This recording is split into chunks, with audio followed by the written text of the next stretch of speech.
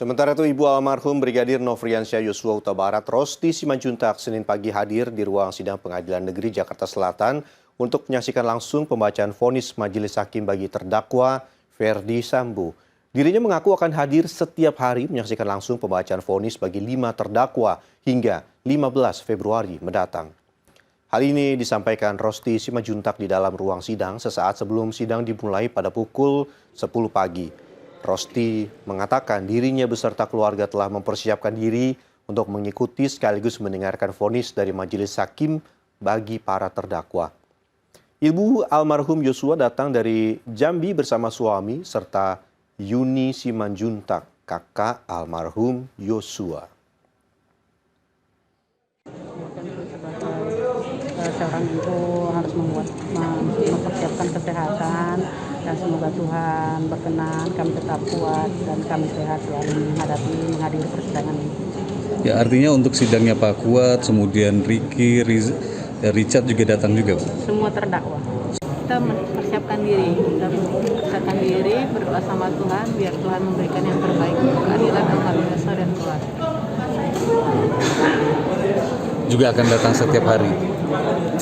Saya akan mendampingin orang tua saya setiap hari sampai persidangan vonis akhir ini selesai. Kasus pembunuhan berencana yang menewaskan Brigadir Yosua Huta Barat hampir memasuki sidang putusan. Para terdakwa yang berperan dalam kasus ini sudah diberikan tuntutan oleh jaksa penuntut umum dan akan segera mendengarkan putusan vonis dari majelis hakim. Terdakwa Richard Eliezer yang dituntut 12 tahun penjara kini mendapat sokongan amicus curiae atau opini pihak ketiga dari lembaga masyarakat sipil. Dan berikut laporan khas redaksi.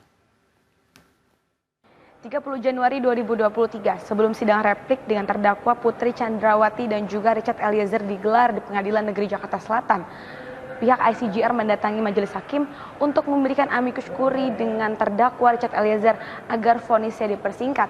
ICJR menilai Richard Eliezer ini membantu selama proses persidangan dengan membuka fakta-fakta baru serta skenario pembunuhan berencana yang menewaskan Yosua Huta Barat. Pengiriman amicus curiae itu dilakukan sebagai bentuk upaya perlindungan terhadap terdakwa Richard Eliezer yang direkomendasikan sebagai justice kolaborator dalam kasus pembunuhan Yosua Huta Barat. Kelompok masyarakat sipil itu terdiri dari Institute for Criminal Justice Reform atau ICJR, Pilnet, dan Elsam.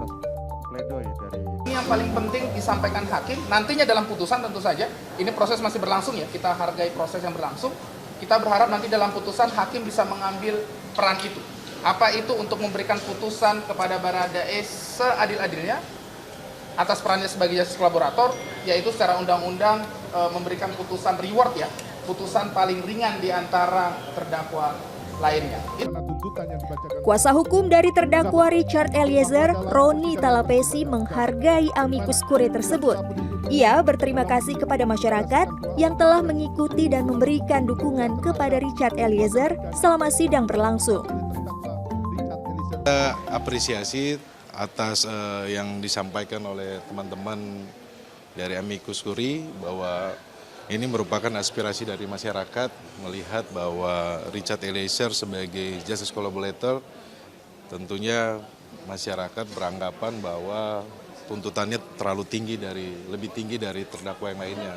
Nah, ini adalah aspirasi dari masyarakat dan kita hormati, kita hargai. Khairul Huda, pakar hukum pidana dari Universitas Muhammadiyah Jakarta, memiliki pendapat lain. Tuntutan yang diberikan jaksa penuntut umum kepada Richard Eliezer selama 12 tahun penjara dirasa tepat dan sesuai dengan perannya. Walaupun Richard Eliezer merupakan terdakwa justice kolaborator dan membuka skenario fakta selama persidangan, namun Khairul Huda menilai peran Richard Eliezer tetap ada dan membantu proses pembunuhan Yosua Huta Barat. Khairul Huda juga menegaskan amicus curiae yang dilayangkan kepada majelis hakim merupakan hal lazim karena kasus ini begitu besar menyita perhatian masyarakat. Yang terpenting adalah sebenarnya Baradae ini kan punya relasi kuasa dengan Pak Ferdi Sambo, seorang anggota polisi dengan pangkat terendah mendapatkan perintah langsung dari Jenderal Bintang 2. gitu. Yang dia pelajari di sekolah kepolisian adalah melaksanakan perintah, dan itu pertanyaan yang diajukan oleh Ketua Majelis Hakim saya pikir di sidang pada waktu pemeriksaan Richard Eliezer sebagai terdakwa. Dan karenanya itu menjadi satu faktor yang cukup signifikan untuk bisa membuat hakim memutuskan lebih rendah daripada tuntutan. Berkenaan dengan amicus curiae dan sebagainya, menurut saya sih tidak ada landasannya dalam hukum positif kita sebenarnya ya. Tapi ya sah-sah saja masyarakat menyikapi dengan cara seperti itu ya. Walaupun menurut saya tidak akan mempengaruhi banyak ya, tapi yang akan mempengaruhi adalah faktor persidangan itu sendiri. Kepala Humas Pengadilan Negeri Jakarta Selatan Juyamto mengatakan, amicus curiae terdakwa Richard Eliezer bukan yang pertama kalinya diterima pihak pengadilan. Dalam kasus Jering pada 2022 dan kasus penyiraman air keras Novel Baswedan, lembaga masyarakat sipil juga memberikan amicus curiae. Juyamto menambahkan, nantinya berkas amicus curiae akan diberikan kepada majelis hakim dan akan menjadi bahan pertimbangan sebelum sidang putusan. Meski ada amicus curiae, namun hal ini belum masuk dalam Kitab Undang-Undang Hukum Perdata di Indonesia. Dalam Undang-Undang Nomor 48 Tahun 2009 tentang Kekuasaan Kehakiman, Pasal 5 Ayat 1 menegaskan, hakim dan hakim konstitusi wajib menggali, mengikuti, dan memahami nilai-nilai hukum dan rasa keadilan yang hidup dalam masyarakat. Undang-undang tersebut memberikan arahan bahwa hakim harus memahami nilai-nilai atau isu yang berkembang di masyarakat sesuai dengan kasus yang berjalan. Tim Liputan CNN Indonesia.